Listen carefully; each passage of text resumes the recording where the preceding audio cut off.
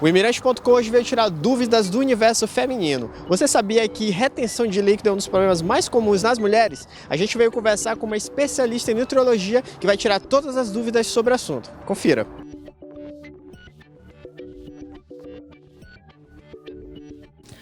Olha, é a queixa mais frequente em mulheres quando chegam aqui na clínica, tá? Elas sempre estão dizendo assim, hoje eu estou 1 quilinho a mais, eu acho que é retenção de líquido.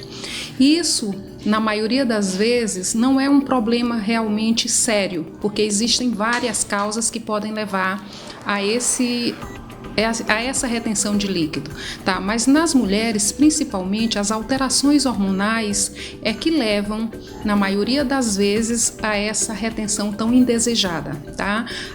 Principalmente quando elas estão na TPM, que podem levar uma retenção até de 2 litros de líquido por dia, tá? E a outra causa também muito frequente, o uso de roupas apertadas, tá? Também é uma causa de retenção. O uso de saltos altos também leva à retenção, o sedentarismo, tá? E fora as medicações também, que são causas que nas mulheres, tipo o anticoncepcional, que levam por alterações hormonais também a esse quadro.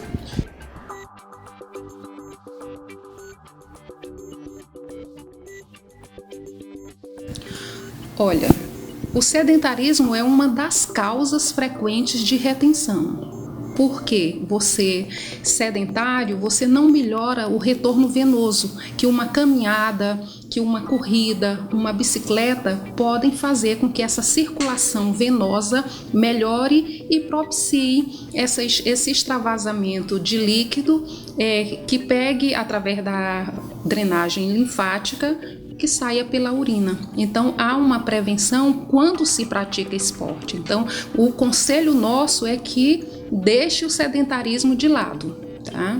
Então a prática de esporte então é sempre importante. Sempre importante, porque muitas vezes a retenção de líquido se dá porque os músculos da panturrilha eles ficam ali paradinhos, né, comprimindo os vasos linfáticos. E quando você pratica esporte, você fortalece mais ainda esse tônus muscular e com isso essa panturrilha tem mais força de bombear esse retorno venoso, que é quem leva à melhora da circulação.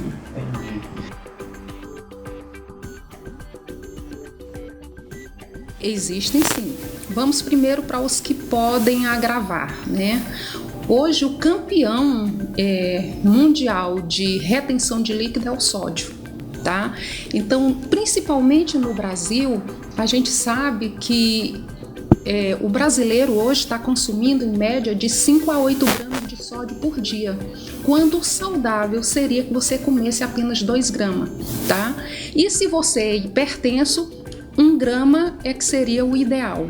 Então hoje o sódio, ele leva o quê? Ele leva a retenção de líquido porque ele puxa a água para dentro do vaso, tá? E isso te leva à hipertensão arterial e com isso, né, vai depois havendo extravasamento novamente de dentro do vaso para o tecido subcutâneo, formando o que a gente conhece por inchaço e de uma forma médica, o edema, tá? Então o sódio hoje é o grande vilão. E você encontra muito sódio nos alimentos industrializados, que hoje, nesse corre-corre da vida, você termina lançando mão de comidas em restaurantes que não deixam de lançar a mão do sódio, tá? Você encontra nos fast foods os biscoitinhos, né, as batatas fritas, os refrigerantes, principalmente aquelas pessoas que querem se enganar tomando um refrigerante light ou diet. Esses têm uma concentração maior ainda de sódio, tá? As bebidas alcoólicas também.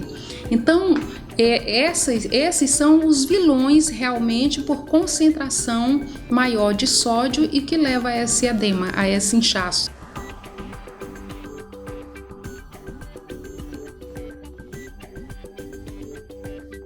A primeira coisa que eu digo sempre é reeducação alimentar em tudo, tá? Então, se você começa a ter uma alimentação mais saudável, né, diminuindo a quantidade de sal, tá? Lançando mão de temperos secos que podem melhorar esse sabor, lançando mão do limão para temperar as saladas, do vinagre, tá? Colocando as ervinhas, o manjericão, o tomilho, as salsas, para evitar colocar o sal em grande quantidade. E deixar o sal mesmo em pequena quantidade nas carnes, mas não complementar o sal na mesa como a gente costuma ver, as pessoas chegarem e pegar o saleiro e salpicar aquilo ali, né?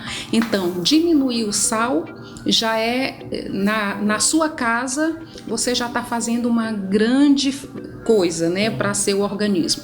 Os outros alimentos, você pode lançar mão, por exemplo, de frutas, tipo sucos, melão, abacaxi, melancia. Todos esses são sucos que contêm mais líquido e que melhoram essa retenção. Os chás também, né? Você pode lançar mão de chás, tipo chá de hibisco, o chá de cavalinha, o chá mate. Se você não tem problema de hipertensão arterial, você pode lançar mão dos chás verdes, dos chás brancos, de chás à base de cafeína, que terminam acelerando o metabolismo e ajudando também nessa eliminação de líquido. Então, as frutas, os chás, as hortaliças também, elas têm folhas que contêm muita água, tipo a alface. Então, tudo isso, quando você lança a mão na sua dieta, você está fazendo a prevenção desse inchaço. Olha, sempre que você nota que começam a aparecer o inchaçozinho nas pernas, o inchaço nos pés, nos tornozelos, e que isso começa a ser frequente, então você já tem que procurar um especialista para que, através, né, de exame clínico, através de exames laboratoriais, a gente consiga chegar a um diagnóstico, se é apenas por um sedentarismo, por um erro alimentar, ou se é por alguma patologia mais séria, porque existem, né, causas de retenção de líquido muito mais sérias, como as doenças cardiovasculares, as doenças hepáticas, as doenças renais, o hipotiroidismo, as insuficiências vasculares. Então, tudo isso o médico vai poder, num primeiro momento, já analisar se é de característica mais patológica ou se é por falta de um reequilíbrio, né, na sua alimentação, na sua atividade física, tá? E lembrando assim que é muito importante, por exemplo, os edemas renais, os inchaços renais, normalmente a pessoa já acorda com ele. Já os edemas cardíacos, cardiovasculares, a pessoa termina o dia com ele, tá? Então isso já é importante para você tentar fazer esse diagnóstico. E se você começa de repente a inchar só uma perna, só de um lado, ou só um braço, então já é um edema, um inchaço assimétrico. Então isso já pode se pensar até num caso muito mais grave, que é o caso de uma trombose. Então é muito importante, quando você vê que a coisa está ficando de rotina, que você procure um médico para fazer esse diagnóstico.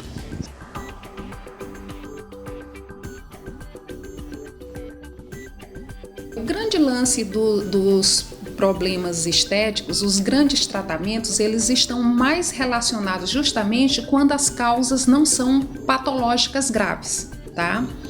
E porque, por exemplo, numa trombose você não pode lançar mão de um tratamento estético, mas se for por uma retenção de líquido, porque comeu muito sódio, né? Ou porque é sedentário, ou porque bebeu demais, né?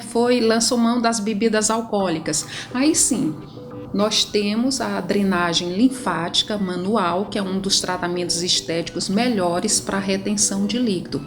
É o bombeamento, né, dos canais linfáticos para que você comece a mandar essa urina, né, esses líquidos para os rins, e depois extravasar pela urina.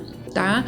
Existem as massagens hoje muito famosas, detox também, que é o lançamento de quê? É uma mistura de drenagem linfática com algumas manobras de outros tipos de massagem, associado, digamos, a um aparelho de vibração e de percussão tipo Celutec, que terminam chegando também nesse mesmo fim de drenagem linfática. Só que quando você lança a mão também de aparelhos, você está melhorando, além da retenção de líquido, um outro problema que vem justamente por conta da retenção de líquido, que são as celulites, tá?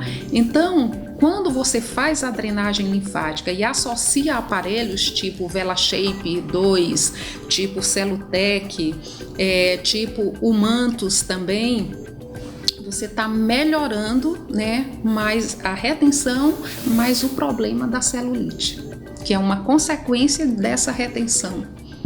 É um prazer muito grande sempre colaborar, né, para tirar essas dúvidas, porque eu acho de grande importância para as pessoas, principalmente para as mulheres, estarem atentas a esse tipo de problema, porque, como eu falei, pode ser apenas uma retenção por erro alimentar, por sedentarismo, mas pode ter alguma causa patológica. Então, sempre que persistir, é bom realmente procurar um especialista.